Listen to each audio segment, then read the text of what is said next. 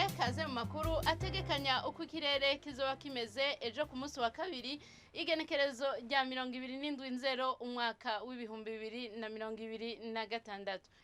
Imbere y'umutaga hitezwe ikirere kizoba kirimo izuba n'ibicu bike bike hose mu gihugu cacu. Ibipimo vy'ubushuhe bizoba biri hasi kurusha ahandi bikazokwibonekeza mu bice vya Mwaro hamwe na Kayanza aho bizoba biri kuri dogere Celsius 13.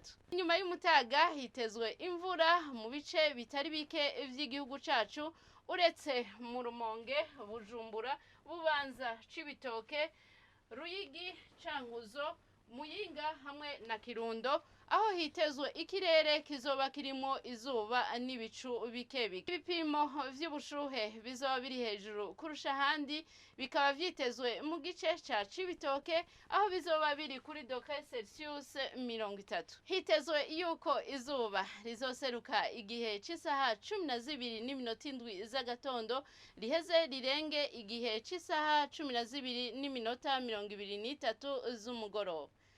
Nuko rero aha niho hagarukiye amakuru mwategekanirijwe n'ikigo Ijebu. Adeline Ngenzebuhoro nije nayabashikirije, mwakoze kuyakurikirana.